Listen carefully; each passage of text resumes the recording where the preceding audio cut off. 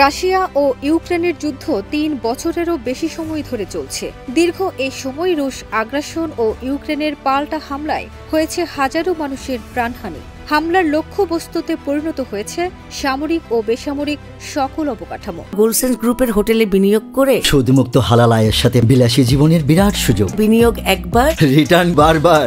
এমন অবস্থায় চীনের বিরুদ্ধে রাশিয়ার অস্ত্র শিল্পের সহায়তার অভিযোগ করেছে ইউক্রেন। চীন অবশ্য বরাবরই এই অভিযোগ অস্বীকার করে এসেছে। চীনের দাবি, ইউক্রেন যুদ্ধ নিয়ে তারা নিরপেক্ষ অবস্থানে রয়েছে। ২৬ মে আল জাজিরার এক প্রতিবেদনে এই তথ্য জানিয়েছে। সংবাদ মাধ্যমটি বলছে, ইউক্রেন অভিযোগ করেছে চীন সরাসরি রাশিয়ার সামরিক শিল্পে সহায়তা দিচ্ছে, এমন তথ্য তাদের কাছে রয়েছে। কিয়েভের বৈদেশিক গোয়েন্দা সংস্থার প্রধান ওলেহ ইভাশচেঙ্কো এই তথ্য জানান।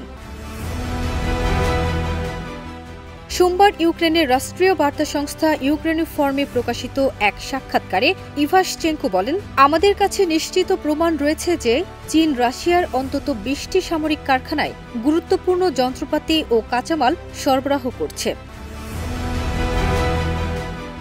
ইভাশচেঙ্কোর ভাষ্য মতে, যন্ত্র তৈরির সরঞ্জাম, বিশেষ রাসায়নিক উপাদান, বারুদ এবং রাশিয়ার সামরিক উৎপাদন কারখানার জন্য ব্যবহৃত যন্ত্রাংশ পাঠাচ্ছে চীন। তিনি আরও বলেন, ২০২৪ থেকে ২০২৫ সালের মধ্যে অন্তত ৫টি চীন রাশিয়া যৌথ প্রকল্প ছিল এভিয়েশন খাতে, যেখানে যন্ত্রাংশ, সরঞ্জাম ও কারিগরি তথ্যের আদান প্রদান হয়েছে।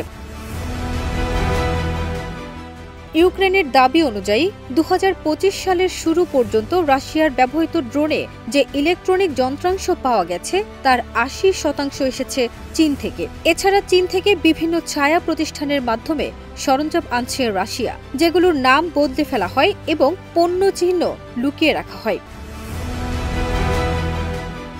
এর আগে গত মাসে ইউক্রেনের প্রেসিডেন্ট ভলোদিমির জেলেনস্কি প্রথমবারের মতো প্রকাশ্যে বলেন, চীন রাশিয়াকে বারুদ ও ড্রোন তৈরির উপাদান দিচ্ছে, এমনকি চীনের নাগরিকরা রাশিয়ার ড্রোন উৎপাদনে সহায়তাও করছে। ফারজানা নিকিতা, দেশ রূপান্তর।